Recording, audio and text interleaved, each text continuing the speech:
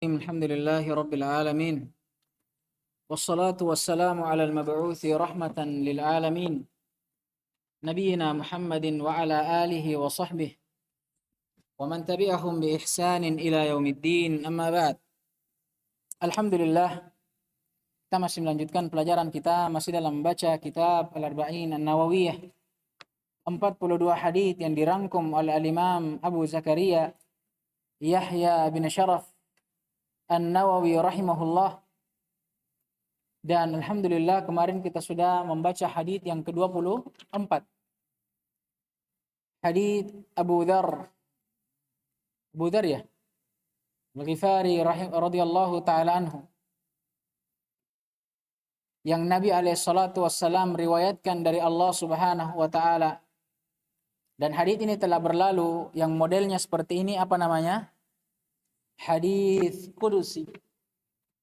Hadis yang Nabi alaihi salatu wassalam sandarkan dan nisbahkan kepada Rabb-Nya Allah Subhanahu wa taala secara langsung. Dan ini bentuknya ada berbagai macam, di antaranya seperti hadis ini.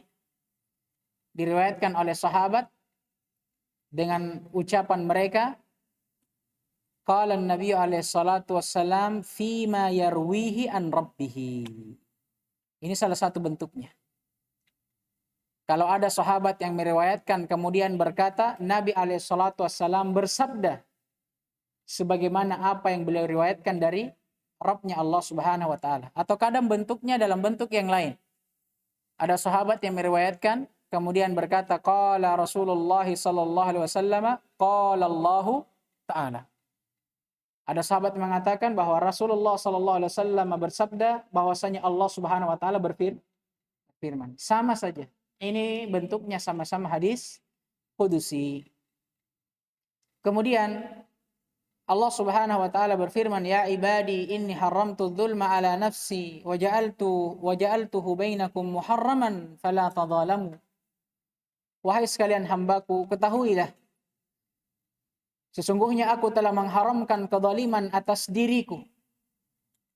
Dan aku juga telah menjadikan kezaliman di antara kalian adalah sesuatu yang aku haramkan.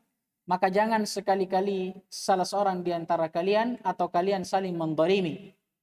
Dan az-zulm, ikhwas sekalian, dijelaskan oleh para ulama, wad'u syai'i fi ghairi mawdi'ih. Wad'u syai'i fi ghairi mawdi'ih. Meletakkan sesuatu bukan pada tempatnya. Dan sifat ini Allah haramkan untuk dirinya. Karena Allah Subhanahu wa taala Dia sendiri yang mensifati dirinya dengan sifat-sifat yang sempurna. Kata Allah, walillahil mathalu al-a'la. Dan hanya untuk Allah masal yang paling tinggi. Kata para ulama tafsir, masal ay wasful a'la. Sifat yang paling tinggi dan paling sempurnanya. Itu hanya untuk siapa? Lillah, lamul ikhtisas. Kata para ulama bahasa.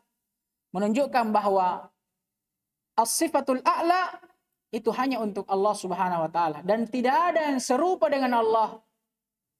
Laisa kamitslihi syai' wa huwas sami' al-basir. Tidak ada sama sekali yang serupa dengan Allah. Dan dialah Allah yang maha mendengar lagi maha melihat. Wala taj'alu lillahil amsal. Bahkan Allah melarang untuk menjadikan apa yang semisal dengan Allah. Karena memang Allah Subhanahu wa taala tidak ada yang semisal dengannya. Allah menafikan segala sifat yang tidak sesuai dengan kesempurnaannya. Tidak sesuai dengan keagungan dan kebesaran Allah. Di antaranya adalah kezaliman. Kenapa? Karena Allah tidak akan mungkin menetapkan melakukan sesuatu yang tidak sesuai dengan tempatnya. Tidak sesuai dengan yang seharusnya. Karena di antara nama Allah yang lainnya, Allah Al-Hakim. Yang maha hikmah. Yang maha indah penetapan dan ciptaannya. Tidak ada sedikit pun dari ciptaan Allah yang cacat dan tidak sesuai dengan yang semestinya. Dan khusus untuk kezaliman ini, banyak ayat dalam Al-Quran yang Allah sebutkan seraya Allah menafikan sifat kezaliman dari dirinya. Allah Subhanahu wa taala berfirman dalam surah Ghafir ayat 31, "Wa mallahu yuridu dzulman lil ibad." Dan Allah Subhanahu wa taala tidak pernah menginginkan kezaliman bagi hamba-hambanya. Dalam ayat yang lainnya dalam surah Fussilat ayat 36, Allah Subhanahu wa taala berfirman, "Wa ma rabbuka bidhallamin lil abid." Dan sama sekali Rabb engkau, Allah Subhanahu wa taala, tidak pernah berbuat zalim sedikit pun kepada hambanya. Dalam ayat yang lainnya, dalam surah Yunus ayat 44, Allah Subhanahu wa taala berfirman, "Innallaha la yadhlimun nasa syai'a." Sungguh Allah tidak pernah mendolimi manusia sedikit pun. Syai'an nakirah. Dalam konteks penafian, yufidul umum, kata para ulama usul. Maknanya umum. Bahwasanya Allah Subhanahu wa taala sama sekali tidak pernah dan tidak akan pernah mendolimi seorang hamba syai'a, sedikit pun. Dari mana diambil kata sedikit pun? Itu tadi kaidah usulnya. Karena syai'an nakirah lafadznya. Dia datang dalam konteks penafian. La, menunjukkan bahwa makna syai'an umum. Mencakup semua kezaliman, Allah tidak akan pernah mungkin melakukannya kepada seorang hamba. Bahkan dijelaskan dengan lebih detail dalam ayat ke-40 dalam surah An-Nisa. Allah Subhanahu wa taala berfirman, "Innallaha la yadhlimu mithqala dzarratin." Allah tidak akan pernah berbuat zalim kepada hamba-hambanya. Hatta walaupun sebesar biji zarrah. Ayat-ayat ini subhanallah menjelaskan akan kesempurnaan Allah Subhanahu wa taala. Yang dimana Allah Subhanahu wa taala Rabbul Alamin, Rabbul Izzati wal Jalal. Rabb yang bersifat dengan sifat yang paling agung dan tingginya serta yang paling mulianya. Dan yang tersucikan dari segala sifat yang tidak layak dengan keutamaan dan kebesaran Allah Subhanahu wa taala. Namun ada satu kaidah yang perlu diperhatikan, disebutkan oleh para ulama, di antaranya Syekh Al-Allamah Muhammad bin Shalih Al-Utsaimin rahimahullah dalam pembahasan al-asma' was sifat, nama-nama dan sifat-sifat Allah Subhanahu wa taala, khususnya dalam permasalahan penafian sifat. Kata para ulama, begitu pula Syekh Ibnu Utsaimin rahimahullah, tidaklah, kata beliau, dinafikan sifat dari sifat-sifat untuk Allah Subhanahu wa taala kecuali untuk menunjukkan kamal diddiha, kesempurnaan dari lawan sifat tersebut. Paham ini? Kata para ulama, nafyus sifah yadullu aw yalzam kamal diddiha. Penafian suatu sifat itu mengharuskan dan menunjukkan, dan ini pasti, keutamaan dan kemuliaan lawannya. Contoh kedzaliman. Tidaklah sifat zalim dinafikan dari Allah Jalla fi'ula kecuali untuk menunjukkan apa? Keadilan Allah Subhanahu wa taala. Hikmah Allah Subhanahu wa taala dalam setiap penetapannya.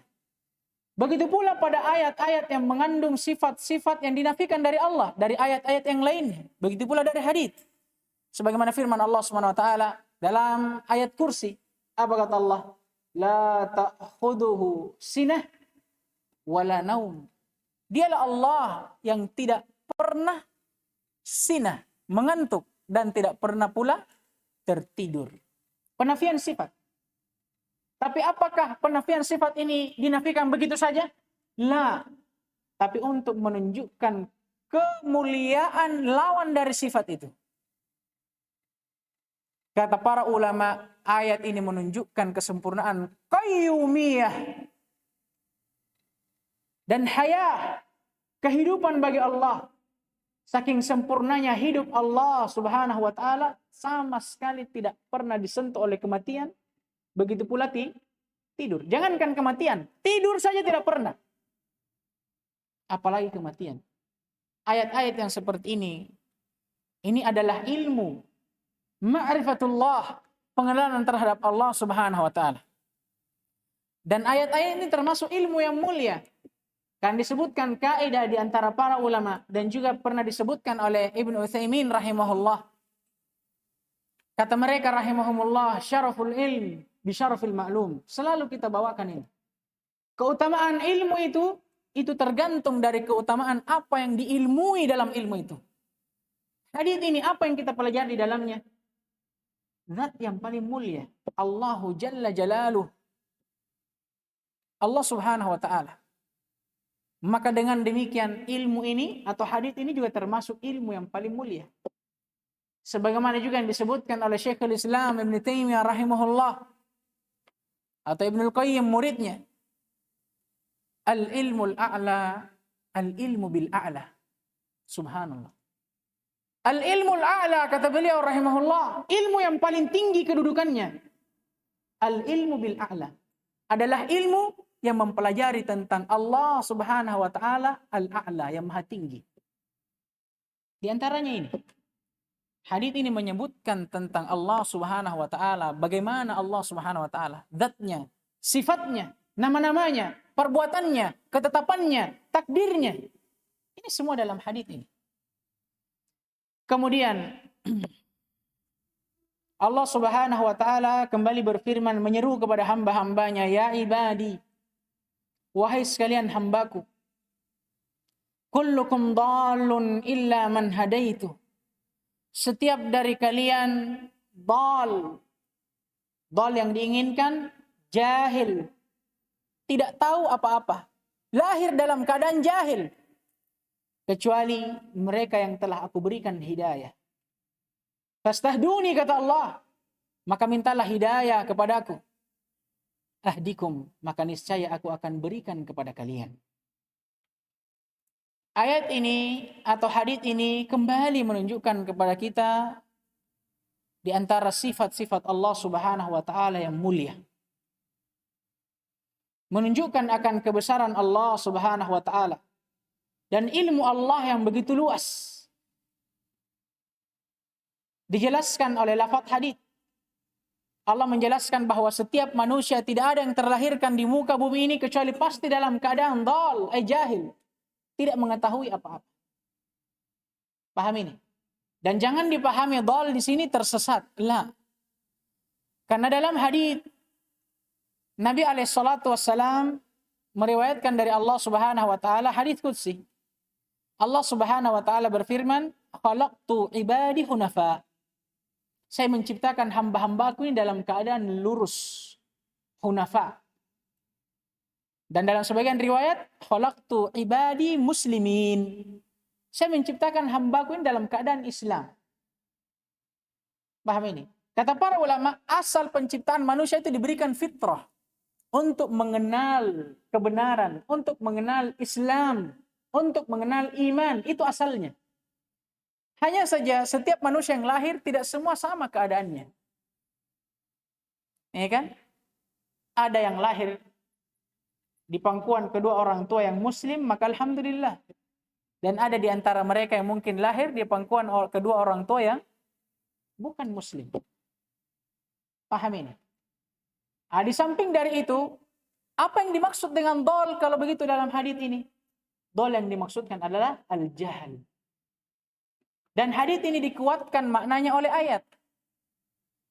Huwallazi akhrajakum min butuni ummahatikum la ta'lamuna syai'a. Dan dialah Allah yang telah mengeluarkan kalian dari perut ibu-ibu kalian, yang telah menciptakan kalian dalam keadaan apa? La ta'lamuna syai'a. Dalam keadaan bodoh. Kalian tidak tahu apa-apa. Paham ini?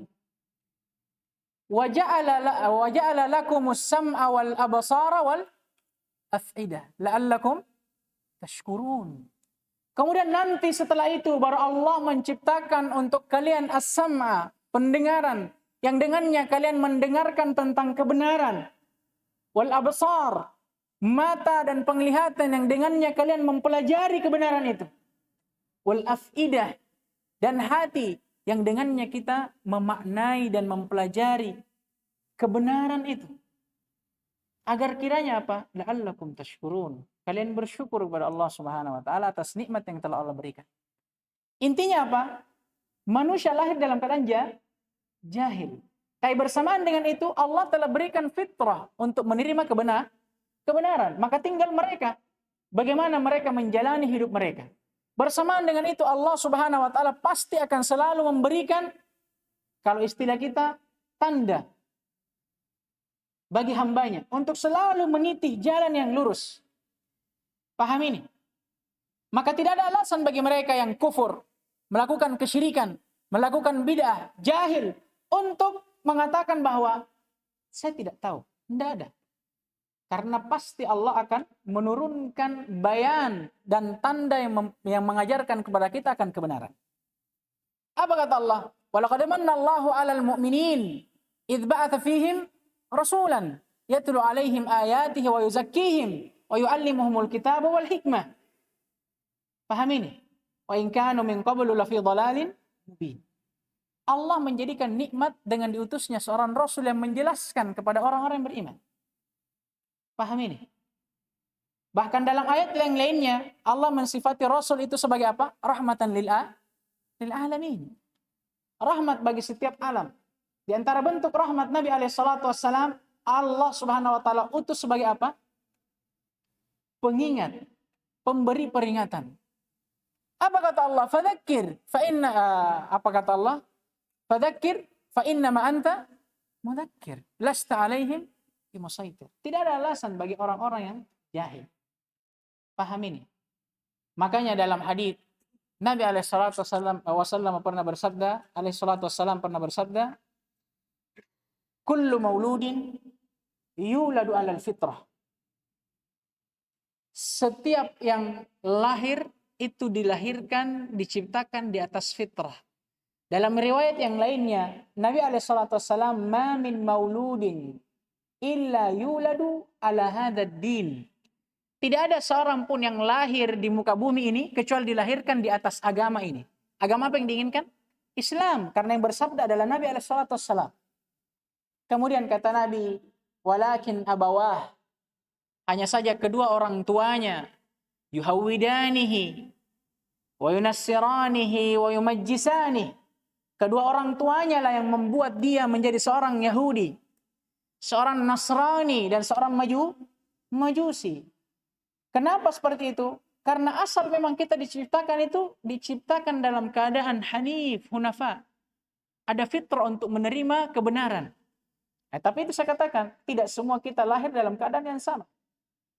Saudara-saudara kita yang mungkin hari ini masih Nasrani, ya mungkin karena dia lahir di atas pangkuan kedua orang tua yang Nasrani. Apa kita mengatakan Allah yang menciptakannya dalam keadaan Nasara? La. Allah menciptakan dia dalam keadaan hanif. Tapi karena sebab orang tuanya lah ya, dia mengikut kepada orang tuanya. Tapi apa kita mengatakan Allah biarkan dia dengan begitu saja? La. Allah turunkan Al-Quran. Allah turunkan Nabi dan Rasulnya untuk menjelaskan yang mana yang benar, yang mana yang salah. Tinggal mereka. Bukankah banyak dari kaum musyrikin, orang-orang kufar menjadi mu'allaf? Dengan sebab yang berbagai macam sebabnya. Dan bukankah berbagai banyak seorang muslim murtad? Wal'iyadu billah. Ini bukti bahwa Allah Subhanahu wa taala menurunkan ayatnya. Tapi di antara manusia saja yang ingin berpaling dari ayat-ayat Allah Subhanahu wa taala.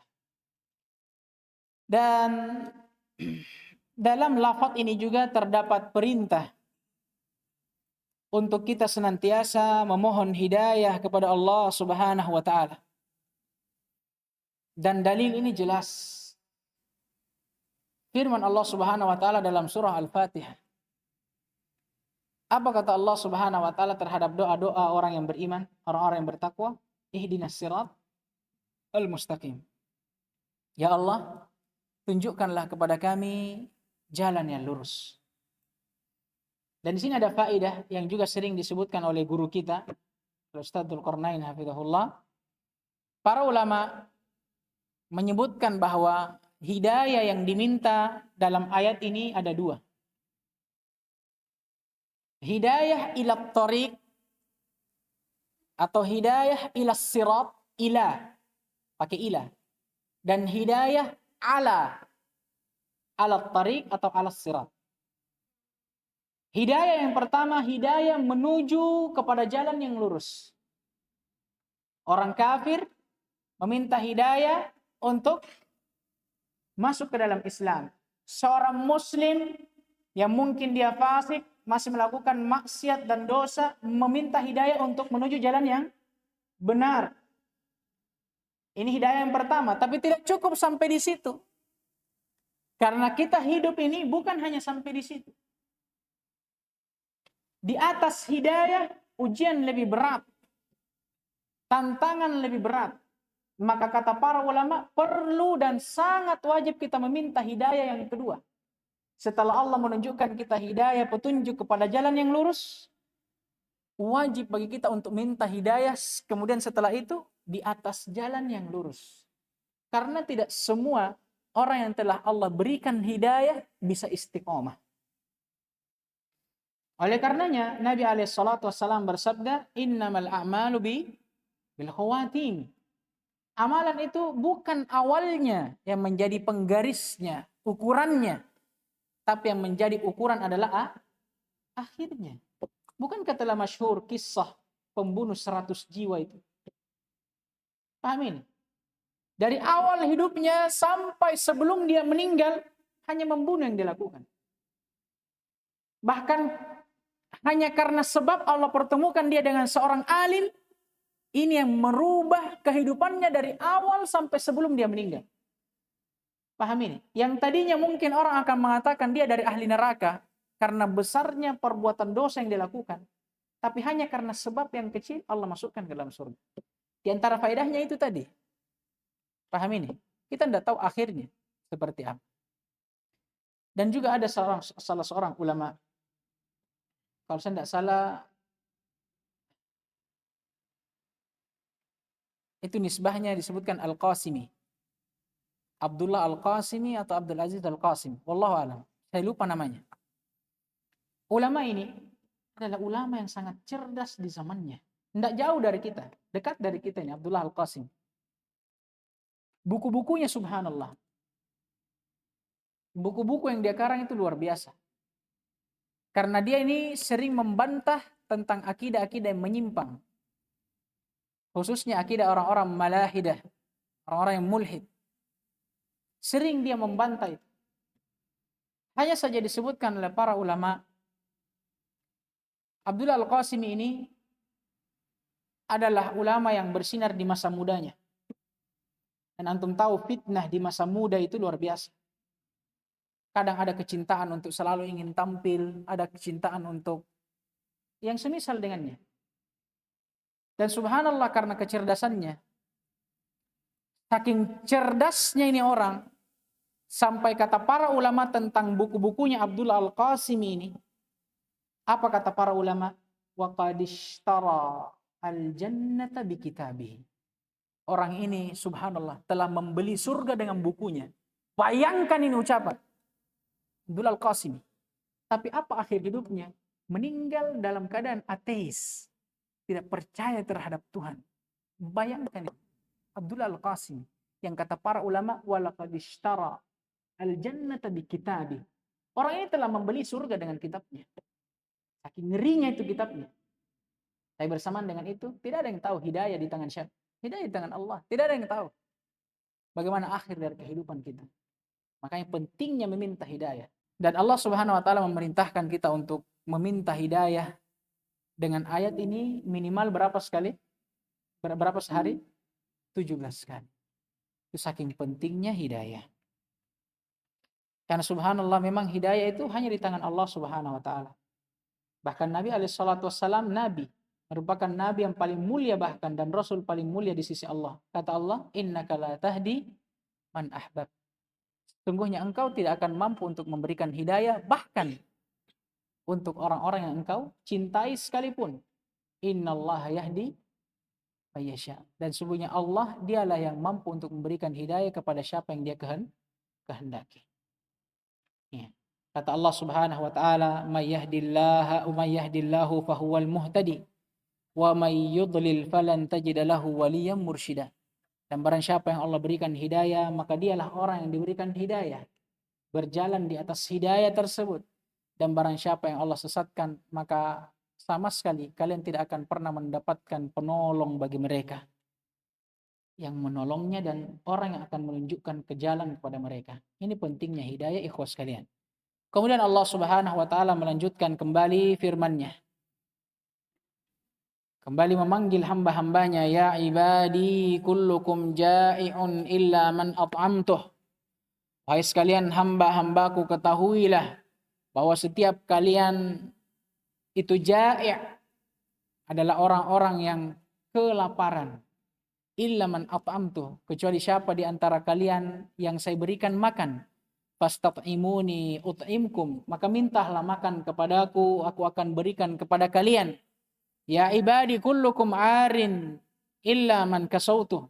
Dan setiap dari kalian, wahai sekalian hambaku, lahir dalam keadaan tidak berpakaian, kecuali siapa yang aku berikan pakaian kepadanya. Fastaksuni, minta kepadaku, kalau begitu aksukum, maka aku akan berikan kepada kalian.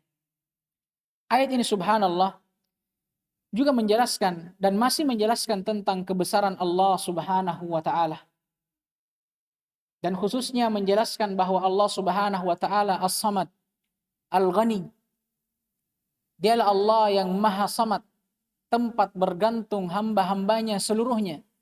Karena dialah Allah Al-Ghani yang Maha Kaya dan tidak perlu kepada hambanya. Paham ini? Apa kata Allah dalam surah Al-Ikhlas? Qul huwallahu ahad. Katakanlah, wahai Muhammad, dialah Allah yang Maha Esa. Allahus Samad. Dan dialah Allah As-Samad, tempat bergantung hamba-hambanya seluruhnya.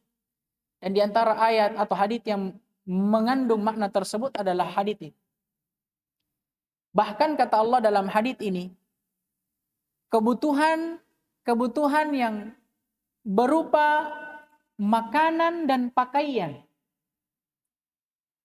hendaknya seorang hamba meminta hanya kepada Allah Subhanahu wa taala. Dan juga menunjukkan akan fakirnya seorang hamba kepada Allah Subhanahu wa taala. Apa kata Allah Subhanahu wa taala? Ya ayyuhan nas, atau ya ayyuhan apa ayatnya itu? Aywa. Ya ayyuhan nasu antumul fuqara'u ila Allah wallahu ghaniyun wallahu huwal ghaniyul hamid. Subhanallah.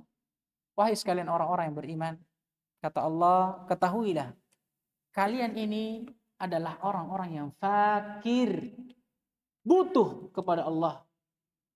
Dan Allah lah zat yang maha kaya lagi maha terpuji. Ini subhanallah.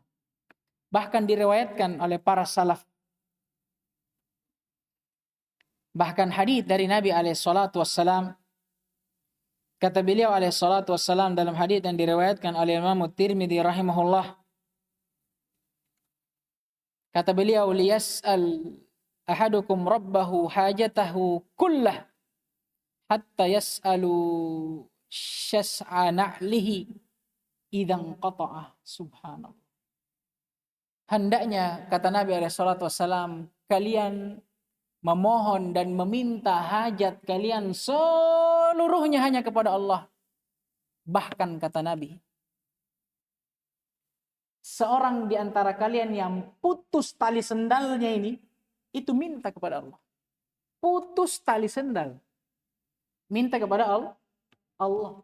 Dan diriwayatkan dari para salaf, dari kalangan tabi'in dan orang yang datang setelahnya, di antara mereka ada yang meminta kepada Allah bahkan sampai garam dapurnya dia minta.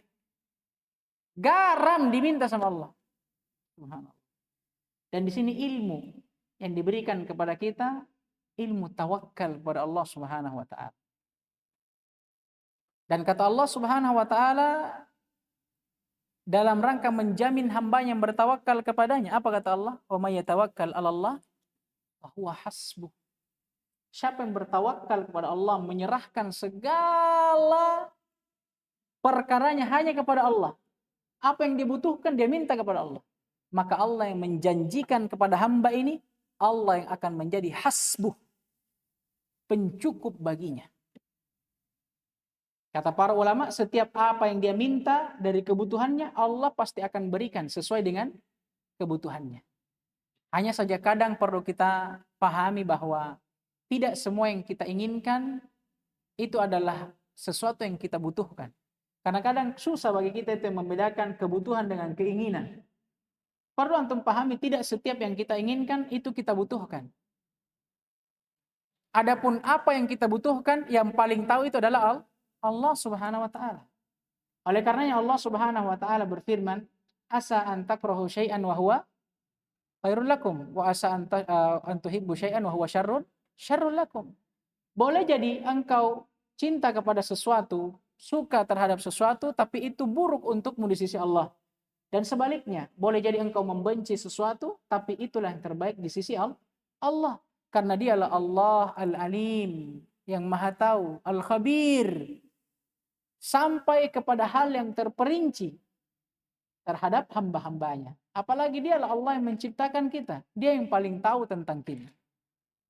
Nah, kemudian lafaz berikutnya. Kita lanjut dulu. Allah Subhanahu wa taala kembali menyeru kepada hamba-hambanya, kata Allah, ya ibadi innakum tukhti'una bil-laili wan-nahar wa ana aghfirud dzunuba jami'an. Ada yang saya lewati? Ada? Tidak ada. Baik. Fastaghfiruni aghfir lakum. Subhanallah. Kata Allah, wahai sekalian hamba-hambaku. Apa yang lewat? Sudah. Kita baca sama-sama tadi. Ja'i' dan arin. Karena ini satu pembahasan. Ya, menunjukkan hajat seorang hamba kepada Allah.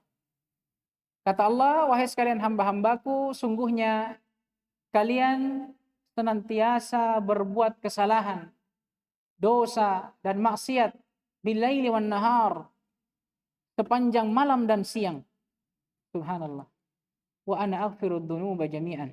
Dan saya, kata Allah, akan senantiasa mengampuni dosa-dosa kalian seluruhnya. Fastaghfiruni, maka memohon ampunlah kalian kepadaku. Aghfir lakum, maka niscaya aku akan ampuni kalian. Subhanallah. Khusus dalam lafaz ini menunjukkan bahwa setiap dari manusia, kita sebagai ibn Adam, tidak ada yang luput dari dosa. Bahkan para nabi yang Allah sebutkan maksum dari dosa, terselamatkan dari dosa, ini disebutkan oleh para ulama pembahasan di dalamnya. Bahwa yang diinginkan dengan dosa di sini, ada yang mengatakan dosa-dosa besar. Adapun dosa-dosa kecil, tidak ada nabi yang selamat darinya. Tapi bedanya seorang nabi dan rasul yang dijamin maksum oleh Allah dengan hamba-hamba biasa seperti kita, mereka para nabi tatkala berbuat dosa dan bertaubat, mereka tidak akan pernah mengulanginya setelahnya. Berbeda dengan kita. Kebanyakan dari kita, bahkan mungkin setiap dari kita, setiap melakukan dosa, tidak ada yang tidak mengulanginya. Karena ghaflah, kelalaian dari seorang hamba. Bahkan dalam hadis Nabi SAW bersabda, kullu bani Adam khata'. Setiap anak cucu Adam itu pembuat dosa. Khata' ini pakai siga mubalaghah, fa'al, menunjukkan akan berulang kalinya perbuatan itu dilakukan. Jadi bukan khati', tapi khata'. Selalu saja berbuat kesalahan dan dosa. Tapi bersamaan dengan itu, Allah Subhanahu wa taala dengan rahmat dan kasih sayangnya kepada seorang hamba serta kelembutannya dan kemahakuasaannya, Allah selalu saja membukakan pintu taubat untuk hambanya. Makanya dalam ayat Allah Subhanahu wa taala berfirman, "Qul ya ibadiyalladzina asrafu ala anfusihim La taqnatu min rahmatillah. Innallaha yaghfiru dzunuba jami'an. Innallaha ghafurur rahim. Dalam ayat Allah jelas mengatakan, katakanlah wahai Muhammad kepada hamba-hambaku, wahai hamba-hambaku sekalian yang telah melampaui batas dengan dosa-dosanya. Bayangkan, bukan dosa sekali dua kali, sudah melampaui batas dosanya. Tapi Allah Subhanahu wa taala masih memanggil, ya ibadi, kata Allah, wahai hamba-hambaku. Subhanallah, rahmat Allah Subhanahu wa taala, kasih sayangnya kepada seorang hamba, kelembutan Allah Subhanahu wa taala ke seorang hamba. Makanya dalam hadits Nabi SAW pernah bersabda bahwa kasih sayang Allah Subhanahu wa taala terhadap seorang hamba itu jauh lebih besar daripada kasih sayang seorang tua kepada anaknya. Subhanallah. Orang tua kepada anaknya, kita sebagai anak mungkin sering kita berlaku dosa kepada orang tua dan orang tua memaafkan kita. Tapi mungkin ada kala orang tua sudah muak dengan kesalahan yang kita lakukan. Sampai mungkin terkadang orang tua berbuat kesalahan kepada kita atau menghardik kita, menghukum kita. Tapi Allah Subhanahu wa taala, antum melampaui batas dengan dosa, Allah masih panggil ibadi, hambaku. Bukan hanya ibad, diidofahkan kepada Allah. Ibadi, kata Allah, hambaku. Dengan dosa yang kata Allah sudah melampaui batasnya. Dalam hadits ini, seorang hamba dikatakan oleh Allah pasti akan berbuat dosa siang dan malam. Tapi Allah masih memanggil, ya ibadi, wahai hamba-hamba. Maka hendaknya ayat-ayat dan hadis-hadis seperti ini hadirkan. Hadirkan di benak kita ini. Terutama pada saat kita terjatuh ke dalam dosa dan maksiat. Bayangkan bagaimana kurang ajarnya kita kepada Allah Subhanahu wa taala. Paham ini. Bahkan Allah Subhanahu wa taala disebutkan dalam hadits yang diriwayatkan oleh Al-Imam Bukhari dan Muslim, muttafaqun alaih, dari Abu Hurairah radhiyallahu taala anhu, bahwasanya Nabi alaihi salatu wassalam pernah meriwayatkan dari Allah Subhanahu wa taala hadis qudsi. Kata Allah, adnaba abdi dzamban, hambaku berbuat dosa. Faqala, maka dia pun berkata, Allahumma ighfir li dzambi. Ya Allah, ampunilah dosa-dosaku. Faqala Allah tabaraka wa ta'ala, maka Allah Subhanahu wa ta'ala pun berkata, adnaba abdi dzamban, hambaku telah berbuat dosa, fa'alima anna lahu rabban. Namun bersamaan dengan itu dia masih tahu bahwasanya, meyakini bahwasanya dia memiliki Rabb. Yaghfirud dzamb, yang akan senantiasa mengampuni dosanya. Wa ya'khudhu bidzamb, dan akan menghukumnya dengan dosanya. Makanya dia pun bertobat kepada Allah Subhanahu wa taala. Kemudian kata Allah, thumma ada fa'adnaba. Setelah dia bertobat, dia ulang lagi dosanya. Kemudian faqala, hamba itu kembali menyesali dosanya seraya berkata, ay Rabbi, wahai Rabbku, ighfirli dzambi, ampuni dosaku ya Allah. Faqala tabaraka wa ta'ala, Allah kembali mengatakan ucapan yang sama. Hambaku kembali berbuat dosa dan dia tahu dan meyakini bahwa ada Allah yang akan mengampuni dosanya. Maka dia bertaubat kepada Allah. Kemudian dia ulang terus menerus. Sampai akhirnya kata Allah Subhanahu wa ta'ala, adnaba abdi dzamban, sama dengan sebelumnya. Hambaku kembali berbuat dosa yang sekian kalinya. Namun bersamaan dengan itu dia masih yakin bahwa dia punya Rabb yang akan mengampuni dosa-dosanya. Kemudian kata Allah Subhanahu wa ta'ala, wa qad ghafartu li abdi, dan saya telah ampuni hambaku ini. Falyaf'al ma syaa, dan dia lakukan apa yang dia kehendaki. Hadits ini jelas bahwa bagaimanapun dosa yang kita lakukan besarnya, dan bagaimanapun kita mengulang-ulang dosa setelah bertaubat, Allah Subhanahu wa taala pasti akan tetap mengampuni kita. Rahmat Allah Subhanahu wa taala. Maka subhanallah, kalau kita ingin melakukan dosa, coba pikir-pikir kembali. Bagaimana baiknya Allah Subhanahu wa taala kepada kita dan bagaimana kurang ajarnya kita kepada Allah Subhanahu wa taala. Kemudian berikutnya Allah Subhanahu wa taala berfirman, "Ya ibadi, wahai sekalian hambaku, innakum lan tablughu dhurri fatadurruni wa lan tablughu naf'i fatanfa'uni." Kata Allah, wahai sekalian hambaku, ketahuilah bahwa sesungguhnya kalian tidak akan pernah memberikan bahaya kepadaku. Ya, maksudnya kalian tidak akan pernah membahayakanku, memudaratkanku, dan kalian juga tidak akan pernah memberikan manfaat kepadaku. Insyaallah ta'ala untuk lafadz hadits ini, karena dia berhubungan dengan lafadz hadits yang setelahnya, kita akhirkan pada pembahasan yang akan datang insyaallah ta'ala, dan kita cukupkan sampai di sini. Naktafi bihadzal qadar, subhanakallahumma bihamdik, asyhadu an la ilaha illa anta astaghfiruka wa atubu ilaik. Waffaqallahu al-jami' lima yuhibbuhu wa yardah.